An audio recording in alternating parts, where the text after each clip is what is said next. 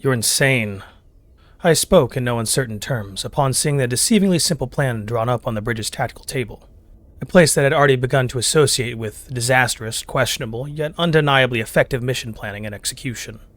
I mean, the definition of insanity is to repeat the same thing over and over again and expecting different results, right? This is literally the opposite of that. We're doing something completely off the cuff and expect to do it only once. The AI practically beamed back, a look of unbridled enthusiasm plastered across its faceplate as I could only place both hands warily against my head frills. Primarily because we only have one single shot at this, sure, but I digress. I stared at the battle plan, if it could even be called that, as a chittering noise escaped my lips for the first time during this entire mission. A mild admission of defeat for my bruised and battered mental state. Run this entire thing by me again, if you'd be so kind. Alright, so, let's get the objectives out of the way. 1. We can't let the satellite fall into enemy hands. 2. We can't let the enemy follow or track us through to our next objective. Otherwise they'll be alerted to our presence and they'll know what we're up to, and we'll be facing down something much bigger than a single flotilla. The AI began, raising a single hand as he counted down the 2 points. You'd think it's simple, right? Disable the satellite or blow it up and just hightail it the hell out of here? Well, not quite. See, we'd be accomplishing Objective 1, but we'd be screwed on 2 because of a simple fact of life. Ion trails. Any mode of FTL emits some form of ion trails. With the right technology, any self-respecting intergalactic civilization worth their metal can track you down using said trails in a heartbeat. Ion trails can't be scrubbed, can't be removed unless you have a dedicated scrubber ship, or unless you blow up a warp core mid-charge to cover up your tracks. I nodded along as I did during the first round of explanations. Yet knowing the AI's brazen plan didn't make what was to come any easier. So that leaves us with a dilemma. We can't just leave, not without making sure our trail is completely erased. But we can't fight, not in our state, not up against a fresh new batch of ships larger than the last flotilla. A small facsimile of a human grin began to form on Veer's faceplate, one that I had no adverse reaction to given how it was only a primitive analog of the real deal. That's where my plan comes in. See, the interloper ships have warp coils. I held my breath, allowing the AI to continue. And we only need one warp coil to blow up to cover our tracks. So what I suggest is that we pull a little bit of a stunt on the interlopers. The satellite was brought to view on the tactical table now, highlighting not just its physical makeup, but its internal code that ran across the screen 1,000 lines per second. I suggest we give them what they want, or so they'd think. I've drained the satellite of all of its data and replaced it with a virus, one that'll cause an immediate warp coil charge-up, followed shortly by a shutdown of the warp coil's containment fields, causing a catastrophic failure and warp coil explosion. That way we'll get our ticket out of here, and they won't even notice it with the sensor blackout they'd be experiencing after a warp coil explosion of that magnitude.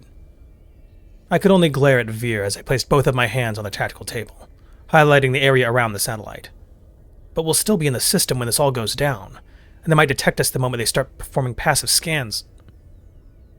That's why we'll be going radio silent. Veer immediately cut me off.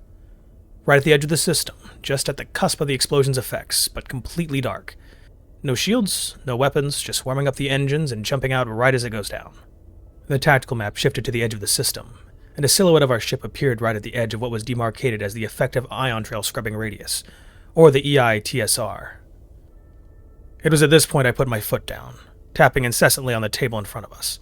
That's beyond risky. We're relying on them not detecting us, on a failure on their part rather than an active move on ours. To which the AI merely cocked his head, which was clearly an exaggeration of human body language to make up for his lack of a face. Veneran school of thought, huh? You guys don't consider setting a trap and E-warfare measures to be active moves?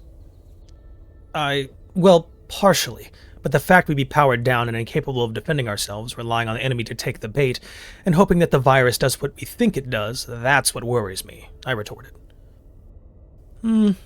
Fair, the AI conceded, pinching the chin of his square head in contemplative thought. But I still say this is our best shot. Strategically, I can see that. It'd be our best shot at accomplishing our goals and taking a good chunk of the interloper forces down in the process. I can also see the logic behind the virus. I get it, Veer, you want to throw them off our trail.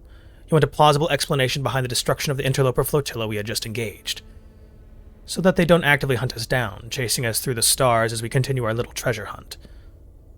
I admitted, offering positive constructive criticism where I could, before I moved on to the real elephant in the room. But tactically this is outrageous and outright foolish. The steps we take to get where we want to be strategically do not line up with what is tactically sound. Then what do you suggest? Veer quipped back, half annoyed but still receptive all the same. I took a moment to actually think, not just to complain, not just to poke holes. Veer, meanwhile, stood still all the while, patiently awaiting my response as I let out a sigh of defeat towards the end of that moment of genuine thought. Elders be damned, I concede. I raised both my hands up in defeat. We're facing down a fresh flotilla of an unknown number of ships. No matter what happens, we're not in the best place to engage. This really is our best shot, I admitted. Not accustomed to setting a trap and lying in wait, huh? Veer offered, placing a reassuring hand on my shoulder. Yeah, you can say that. Us Venerians have never truly been on the back foot, militarily speaking. Well, that makes two of us. The AI beamed back, to which I could only return a look of utter disbelief. You mean to say... Yeah, most of my memory's still a write-off, remember? So, technically speaking, this entire plan and the circumstances around it are totally new to me too. So with both of us being quite green to this should be an exhilarating first-hand experience. It was at this moment that familiar sense of dread loomed over me once more, my whole body feeling the weight of the precariousness of our mere existence in this system, let alone this sector or this galaxy. A galaxy perhaps now dominated by interlopers, or perhaps on the cusp of their victory, or perhaps still in an active shadow war with humanity. My thoughts, my worries, all of them came to a head as I pulled myself out of my own reverie this time around, gathering myself as I stared back at Veer with an obvious look of concern. I don't like this, but I don't have to like this. I spoke more for myself than for my AI partner. We just have to do it. I didn't like staring at your hibernating body for millennia as well, but I still stuck with it. Besides, if I didn't, I wouldn't have been able to pair up with a partner I'd never trade for the world. So sometimes, embracing the suck is what's necessary to keep moving forward for better returns. The AI chimed back, eliciting a genuine chuckle from me as my worries blended in with the sheer optimism that was Veer, bringing me back up in the process. The suck? Old human military colloquialism. I'll explain later. For now, let's focus on what's ahead. He pointed at the holographic projection as I realized the pieces were already in place, our ship having maneuvered to the very edge of the scrub radius, and the countdown timer for the interlope flotilla nearing the single digits. Permission to begin Operation Bait and Switch? The AI inquired in that undeniably sly cadence that complemented his otherwise amiable and professional demeanor. Permission granted. The interloper flotilla, if it could even be called a flotilla, had amassed at the opposite end of the system, as Veer calculated.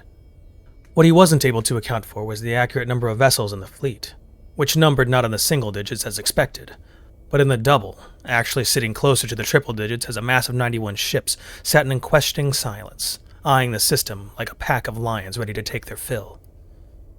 Perhaps it was something latent within my species, or perhaps I was just overthinking things, but the way the fleet had assembled and the way they held themselves so tightly in a hunting pack-like formation caused my skin to crawl and my ear frills to flare up in a fight or flight response. Can you confirm how many are armed? No. Veer spoke plainly, clearly frustrated himself. Even passive sensors are offline, remember? I'd actually never stopped to consider Veer's perspective on the whole situation. It was perhaps at this point that I realized just how much he was sacrificing for the sake of this whole operation. Turning the ship's sensors off, turning active and passive scans off, disabling everything on the ship other than the jump drives? Wouldn't that mean, for all intents and purposes, he was functionally blind? At least from an AI's point of view. Sure, he could probably still see down the corridors with internal security sensors, but at this point in time, his ability to see beyond our little patch of space was limited to primitive optics. A far cry from the state-of-the-art sensors that normally offered him an unimpeded view of the cosmos he inhabited. Seconds ticked by and minutes dragged on as the fleet seemed to be satisfied with whatever it had previously been preoccupied with, its trajectory locked on the satellite in question. It was strange to witness this all happening when everything within the ship seemed so normal, but was effectively crippled in every respect of the word.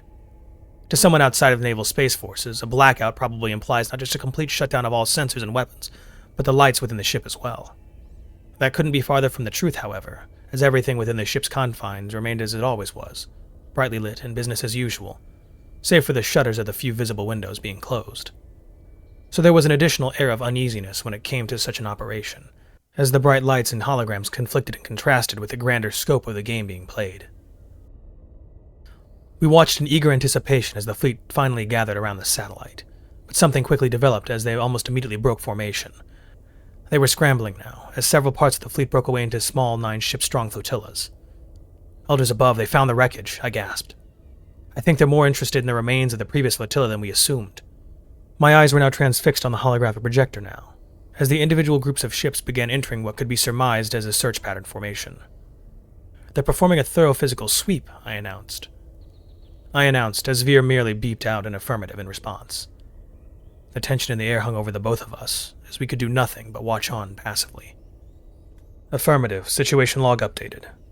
He spoke coldly, his persona having clearly shifted as a result of all of this, as his visual sensors were trained on that satellite. They're still making a move on the satellite, though, so all we need to do is hold out for a little while longer. I count 5 distinct... alert. No, 7 distinct flotillas scattering throughout the system, in cross-grid search patterns.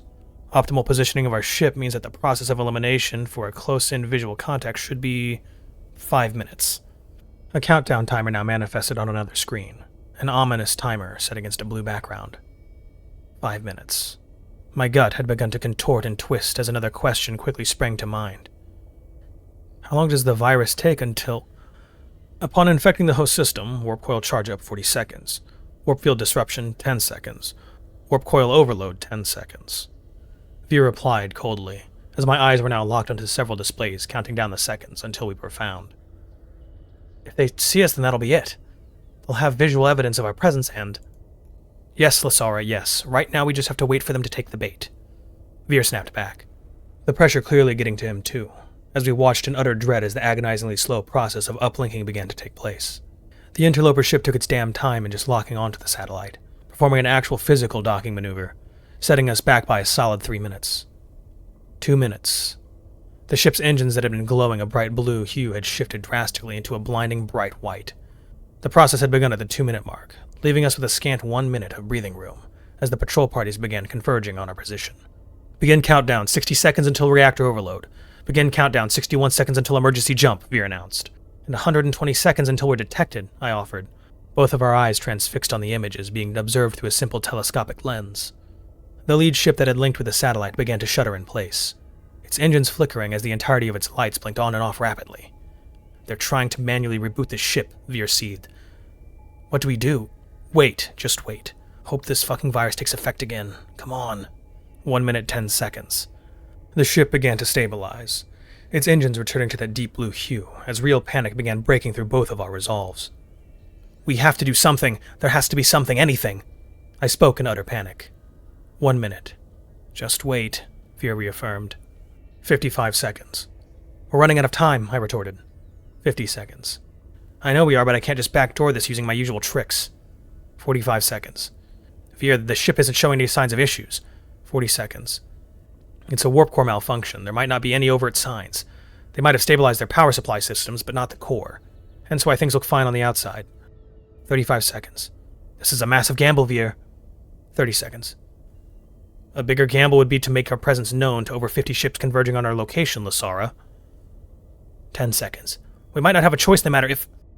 5 seconds. A blinding flash of white light illuminated the system. A force more powerful than the sum total of all nuclear weapons built during the Veneran Civil War wrecked through ships and asteroids alike. In a fraction of a second, the lead ship had simply sublimated.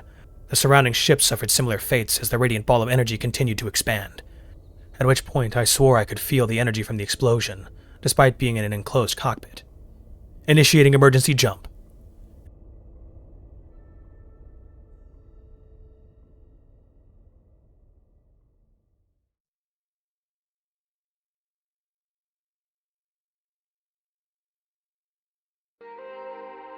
Hey everybody, thanks for watching. Everything I used is in the description below. If there's a story you'd like to hear narrated, let me know and I'll reach out to the author and see if we can make that happen. Thanks again. It's a scary world out there. But remember, to be brave and look up, to seek the stars.